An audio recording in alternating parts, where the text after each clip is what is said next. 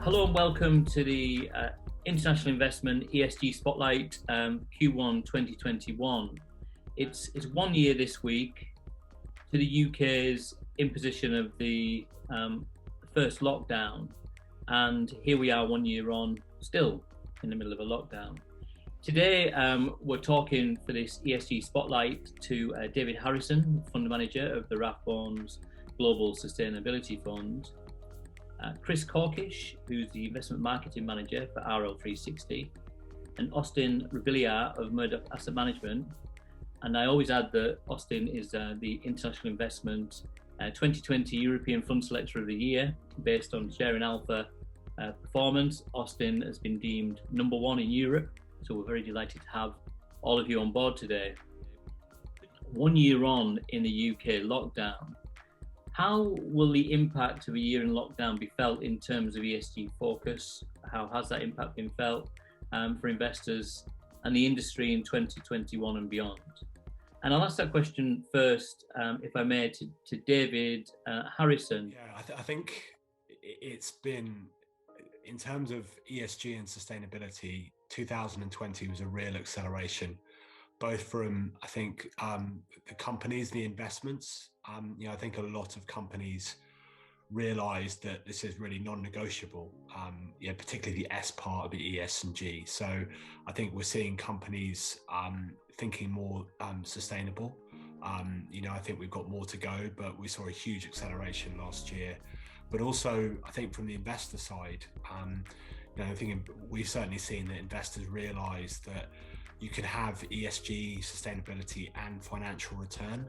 So I would argue 2020 was perhaps the year it became a lot more mainstream. I think we're just at the start of the journey, but it's very exciting. No, absolutely. Now Austen, is from your perspective, how's this year of lockdown been? And in terms of people asking, in terms of people investing in this area, how prevalent is it? Well, it's certainly the fastest growing part of our business, although obviously 2020 was a bit of a disruptive year in terms of the new monies that were coming into the door. But if we look at, say, the previous 5 years and how much has been allocated to ESG monies, it's certainly going upwards. It's still smaller than your unconstrained, but it's growing. Certainly 2020 was, as David said, it's a year when that growth has been accelerated. So the drivers were there beforehand, but 2020 essentially lit a match to that. And who knows how quickly it's going to accelerate going forward. But the trends are here. This is going to be long lasting. And particularly investors are very much aware of what good their money's having, as well as the return that they're looking to get from it. No, absolutely. It's Chris, same question to you. How will the impact of this year in lockdown be felt in terms of ESG focus for investors? How have you seen it over at RL360? We've had more engagement probably through ESG than we've had with any of the marketing campaigns we've done previously. I mean, it's been a massive success. We've had huge attendance on fund manager webinars. We've seen more views of our videos that we've produced. It's been, and we've seen a real tangible growth as well in the investment that we're seeing in the likes of our defined fund range, the responsible investing sector. Considering we only added it probably July last year, it's already in the top half of our most invested sectors. We've seen millions of pounds go into that over the last 8 months. So it's been really, really clear and tangible for us. Now, I'm just going to ask, particularly given the fact it's, and I'll ask this first to you, Chris, given the fact it is a year on, what a year it's been, hey? And how has, just very, very briefly, how's that affected your working life? I'm presuming that we're not in your office right now with the beautiful artwork in the background. No, that's right. We've had a slightly different experience on the Isle of Man. In that we were able to close our borders early on. We were able to weather the storm quite well last year and into this year. We're back in lockdown now. As you know, we've had a second phase, which is probably worse in some respects than last year. But we've always been able to weather that quite well over here with being an island. But in terms of work life, I mean, I've got a young daughter, so there's some differences have had to come into play when we're in lockdown. She's upstairs currently, trying to be kept quiet. But no, she's it's been good for us. We've seen no real difference in terms of workloads and pipeline business coming through. So it's shown the business has been very resilient, and I think having a reaction to be able to work from home, many industries haven't been able to. We were able to switch to that quite quickly and almost entirely across the business, which has been fantastic. And I'll say this, Chris, with a tinge of jealousy. The island seems to have worked quite well in many respects as a kind of an example to the UK, as to how to handle a lockdown, with cases being kept down and life wasn't disrupted as much as the rest of Europe and the world, it seemed, on the Isle of Man. Yeah, that's right. I think the government over here took many cues from the UK government, but I think it's easier to be more focused and deliver stronger messaging over here. The police were heavily involved with policing the lockdown. There was very clear rules as to what you could and couldn't do, and I think that's been a big part to play. Also, we were able to completely close down travel for the most part, which is a big part of keeping any virus at bay, I would assume. Just Austen, a big part of your job has always been meeting, fund managers, and how have you coped over this last 12 months, just out of interest? Well, it was interesting to begin with that fund managers were suddenly available who it was much harder to actually see beforehand. So I think the move to whether it's Zoom or Teams or whichever medium actually enabled more meetings to take place. But I do miss the physical interaction, actually sitting down with somebody and having even a little bit of informal around it, because when you're through this kind of medium, it's very difficult to actually get to know somebody. So I'm certainly looking forward to that opening up. But from the productivity side, let's say the first few months, left, right and centre, you could see anybody you want whenever. Fund managers didn't go on holiday, so you didn't have to worry about their diaries, you didn't have to worry about the logistics. So it's been good in that sense, but I don't want this to be the new normal. That's a fair point. I think you're not on your own with that score. David, you're on the sort of flip side of that. Have you found that you're able to get to more meetings and you're able to do more? And do you think that some of what you learned and you've worked with in 2021 will become part of your regular practices more often? Yeah, I think it's really interesting, because at first we were worried about the company availability. Austen made the point with the fund managers, but 95% of where we invest is outside the UK. So weirdly, it's got easier to get in contact with a management team in America or Asia, and they're more willing to give you time. They don't have to travel to the UK, or you might have a CEO. So from that point of view, it's been really good. Also with probably just less distractions. I think the job sometimes it's a lot of reading, it's a lot of research. You get more time to do that. So there's been a lot we can take away. I think the way we might go is we'll have a split model. There'll be some days in the office, because you can't replicate that team interaction. Also with the companies we invest in, you want to see them face to face.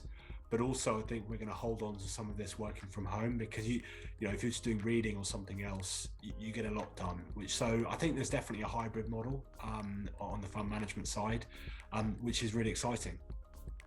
Today we're here to talk about the S in the ESG. So how does investing into the social side of the ESG spectrum have real impact in the world? And if you don't mind, David, I'll stick with you on this one just to start. can you give us an example how it has real impact in the real world? Yeah, so I think last year is a really good example. We think about the ES and G together in any business, but the first thing we did was pretty much ring every company or speak to every company we own. And given the pandemic, we wanted to understand what they were doing towards their employees, supply chains, wider communities. And critically, we wanted a real commitment from senior management around, all that supply chain and employees. So when you think about the social, I think that is one aspect. It's how businesses behave, particularly at times of stress. So, to give you an example, what we looked for in a business, we wanted, if there was pay cuts in the business, we wanted senior management to reflect that, a commitment not to lay staff off. But also if you had perhaps a local supply chain with individual suppliers, that you had commitments through COVID. So that's how, we think about the S part. Now there's another side to the S part we think about as well, which is probably solutions that driving positive social change. Often in the public equity space, they're more challenging to find, particularly because we focus on the bigger, more established companies. But that's kind of the area where we think there's definitely an emerging theme, and we think that it could be very exciting in the future. Good answer. Chris, what's your take on this over at RL360?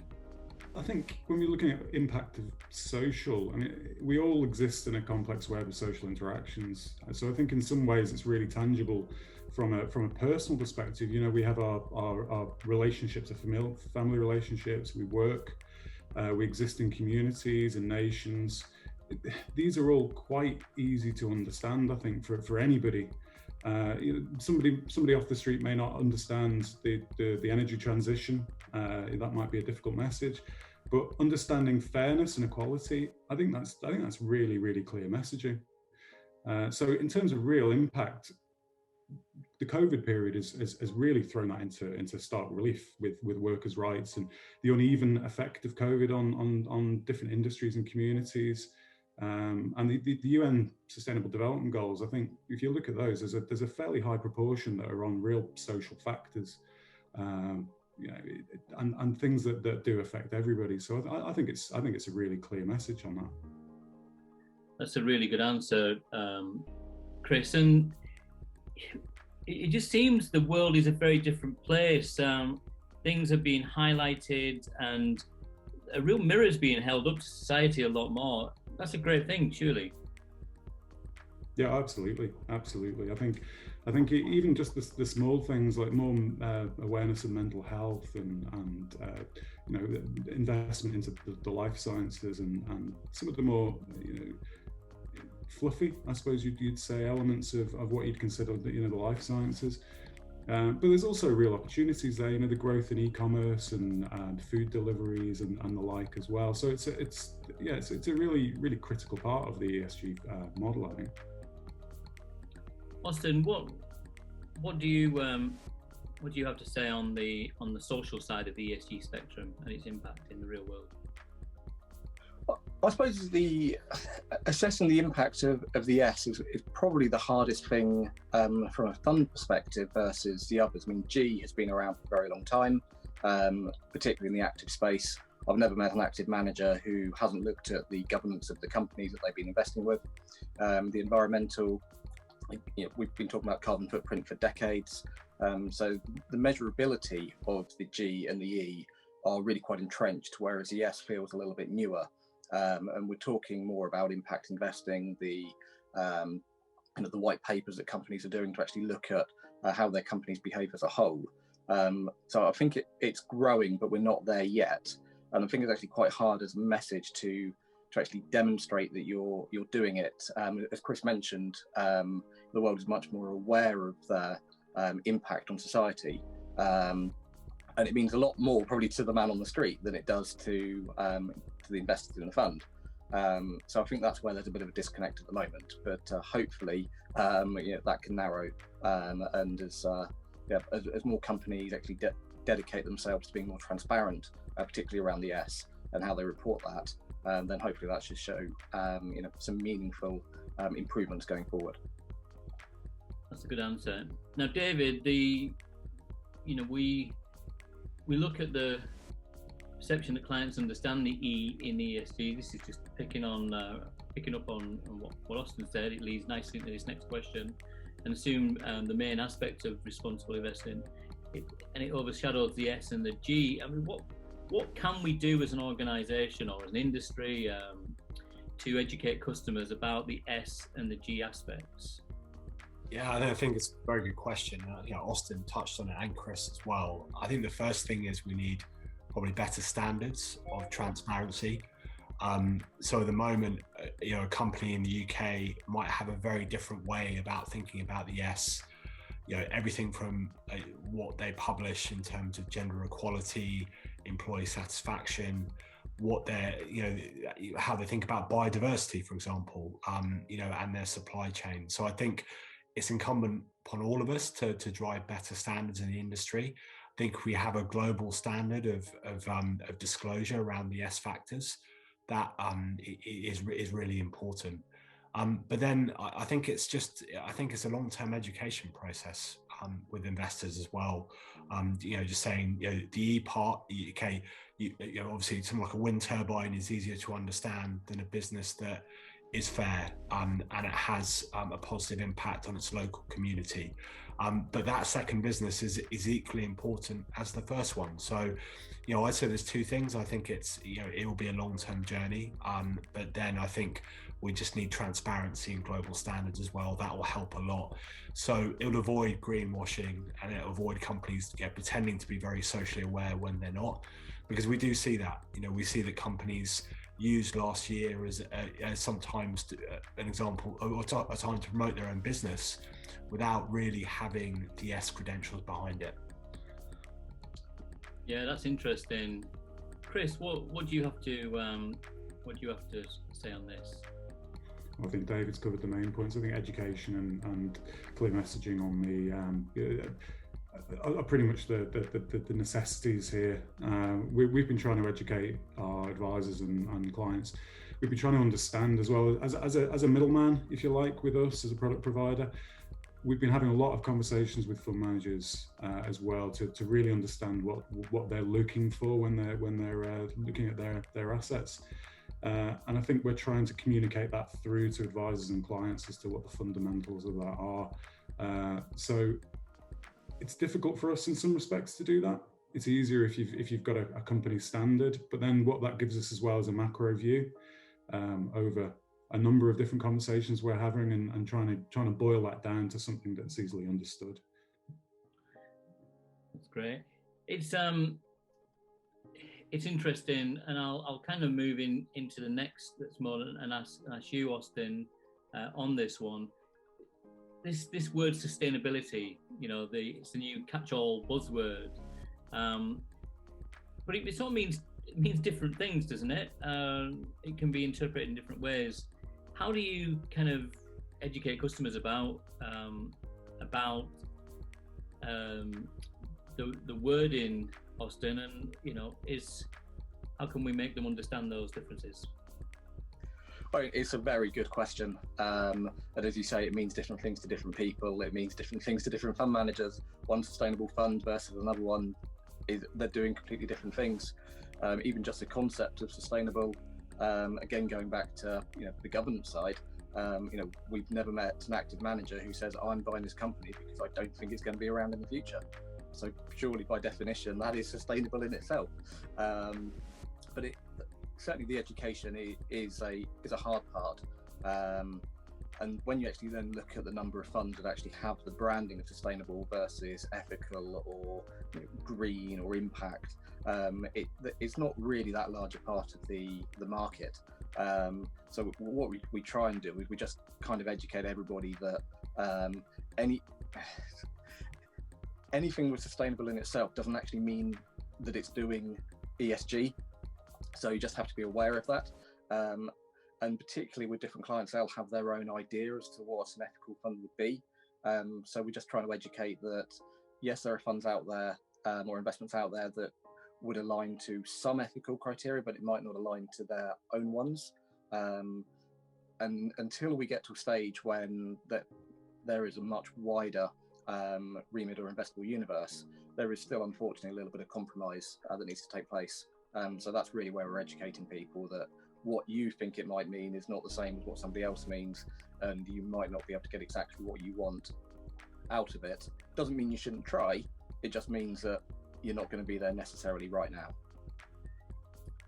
David, what's your take on this? I mean, it's a great buzzword, isn't it? Anything that kind of brings more attention to what it is that you guys do is a good thing, but you've got to understand the difference. I mean, how do you help educate within your marketing materials and within your messaging? Yeah, it's a very good question. I think Austen hit on a lot of the really kind of things we face on our side of the table, and I'd say I've seen the phrases change over time. It's gone from SRI to ESG, sustainable impact, all different. And I think some of the terms, as Austen said, they merge a bit and they mean different things to different people. So the way we think about it is that we're as transparent as possible. So we've got a document which publishes our complete ethical process. We show people where we don't invest, but critically what we look for on the sustainability themes. We integrate the UN SDGs and have our own framework, but we find that helps investors when, as a starting conversation, they know we won't own any energy stocks because that's not part of our process. So I think that's one thing. And I think the other thing that we try and do is we'll be very transparent about the fund. We publish every single holding, and we explain our sustainability rationale. We publish all our engagement, the carbon footprint. But even then, there's people who don't agree with us, and that's fine. Austen mentioned there's different ways you can think about sustainability, but we just want to be as clear as possible. So anyone buying into our fund, they understand why we hold things and how we got there. Good answer. Thank you, David. Chris, what's your take? You answered the question about the how we educate customers about the S and the G, but how can we help investors understand the differences within the various takes on the word sustainability? Yeah, so it is a difficult one, as David and Austen have clearly mentioned there. I think in some ways sustainability is one of those words that can be useful in a context, in the sense of, even if it's only understood that from an advisor or a client that what you're getting is some kind of sustainable returns or business model moving forward from a kind of an environment that's changing regulatory wise and physically as well, and how a company's model may be sustainable through those types of changes. So I suppose in that sense that can still be useful as a term, but I think you do need to be very clear and as to how that's defined. And I think it's down to the managers to fundamentally to outline, as David clearly said, exactly what that means for each individual manager. And I think it's also down to advisors and clients understanding what, if they're going to buy a fund, what that actually means and what they're actually buying. Thanks so much for your time today, guys. A really interesting Q&A. I think these are great. These are great for the industry. Well, thanks so much for your time today, guys.